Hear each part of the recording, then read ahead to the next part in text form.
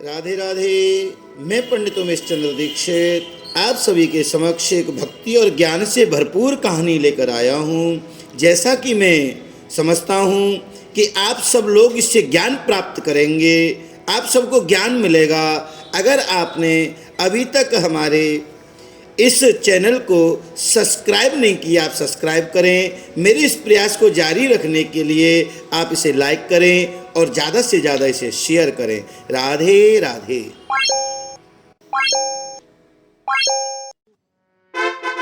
राधे राधे। प्रियाजू सरकार की जय। भैया, राजपाट करने वाला प्राणी हो, संसार के सभी प्राणी हो, हम सबको क्या करना चाहिए? जब हमारी औलाद हमारे बराबर की हो जाए तो हमें उससे पूछना चाहिए कि बेटा तुम्हारा जीवन क्या है, तुम क्या चाहते हो, तुमने कुछ ऐसा अपने मन में सोचा है वो मुझे बताओ। क्योंकि संतान जब बराबर की होती है ना तो हमें उसे अपना फ्रेंड समझना चाहिए, अपना मित्र समझना चाहिए। तो एक राजा की बेटी है, विवाह के योग्य हो गई है। राजा ने अपनी बेटी से पूछा, बेटा ऐसा तो नहीं है कोई तैने अपने मनपसंद कोई वर देखा हो? बेटी ने कहा, पिताजी मैंने ऐसा कुछ नहीं देखा, मेरे मन में ऐसा कुछ नहीं है। तो बेटा फिर मैं तेरी शादी के लिए कोई सुंदर सा वर देख लूं? कहने लगी, बिल्कुल पिताजी, जो आपका मन है। बस मेरी तो एक ही इच्छा है, मेरी केवल एक ही ख्वाहिश है कि पिताजी जो भी आप देखोगे ना उसमें कोई कमी ना हो। अरे बेटा तू तो मेरे जिगर का टुकड़ा है, तेरे लिए कोई कमी थोड़ी देखूंगा। राजा भैया अनेकों जगह वर देखने के लिए गया। राजा ने अनेकों जगह वर देखे। देखो, कुंवारी कन्या सहज सुबर, पर जहां जाए कहीं न कहीं कोई न कोई कमी मिल जाए। कहीं 2 कमी, कहीं 10 कमी, कहीं 5 कमी, कहीं 15 कमी, कमी कमी। राजा थक गया, कितने लड़के देखूं, कितनी जगह जाऊं, मेरी समझ में नहीं आता।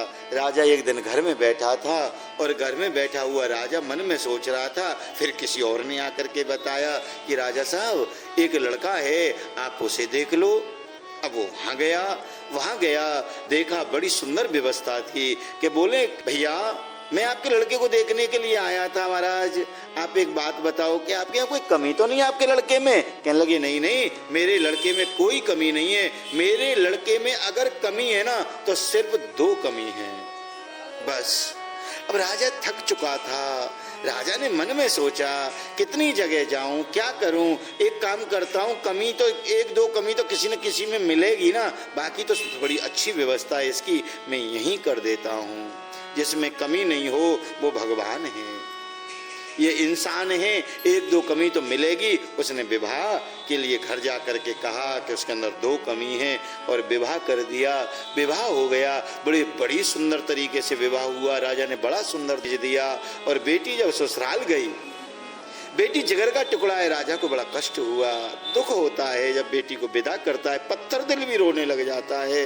और जब बेटी ससुराल गई और ससुराल से भैया जब लौट कर के आई, उसने अपने पिता से कहा, क्या कहा कि पिता ने पूछा, बेटी कोई कमी तो नहीं है, कोई बात तो नहीं है? कहने लगे, पिताजी अब क्या कहूँ, तुमने मेरे विवाह उसके साथ लिख दिया। अरे अब मैं कुछ कह नहीं सकती। कि नहीं, बताना क्या बात है? कि पिताजी आप कहते थे उसमें दो ही कमी है, पर पिताजी मुझे लगता है कि उसमें न जाने कितनी कमी। ऐसा कैसे हो सकता है? वो राजा है, अकेला है। उसने उसी समय अपने समधी को बुलाया और समधी को बुला करके कहा, जी तुमने कहा था मेरे बच्चे में 2 कमी है, इसके अंदर तो कमियों का ढेर है। कहने लगे, बिल्कुल नहीं, मेरे बच्चे में केवल 2 ही कमी है बस। कहने लगे, हाँ तो सुनो, मैं अपनी बेटी को बुलाता हूँ। यूँ बुला लो। बेटी को बुलाया गया। अब वो खुद भी आ गए और खुद आए ना तो वो कहने लगा कि पहले मैं अपनी 2 कमी बताता हूँ और इसके बाद राजा जो आपकी बेटी कहती है आप बताना। कहने लगे, आप बताओ कौन सी कमी है? कहने लगे, मेरे बेटे में सबसे पहली कमी एक है और वो कमी क्या है कि मेरा जो बेटा है ना वो खुद कुछ नहीं जानता बस। और दूसरी कमी मेरे बेटे के अंदर है कि उसे कोई समझाने वाला मिल जाए तो वो उसकी बिल्कुल नहीं मानता। केवल 2 कमी है। राजा कहने लगा, बस? कहने लगे, हाँ। तो बेटी कहने लगी, जब ये 2 ही कमी ऐसी हैं पिताजी कि ये सारी कमियों के बराबर हैं तो और क्या चाहिए? ये दो कमी बहुत बड़ी कमी है पिताजी। जो आदमी किसी की न मानता हो और खुद कुछ न जानता हो, ऐसे आदमी के साथ मैं कैसे विवाह करूं, कैसे उसके साथ जीवन बिताऊं। तो भैया ये ही हमारी और तुम्हारे जीवन की विडंबना है कि हमें नॉलेज नहीं। दूसरा अगर हमें कोई नॉलेज देता है, कोई बताता है, उसकी हम मानते नहीं। तो आप ही बताओ ये जीवन चलेगा कैसे?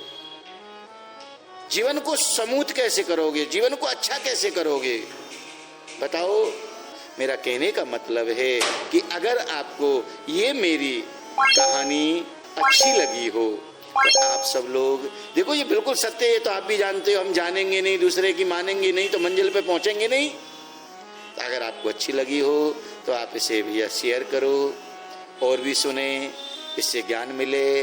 और आप इसे सब्सक्राइब करो और लाइक करो, जिससे कि सारे लोग जो हैं इसे प्रेम से सुन सकें।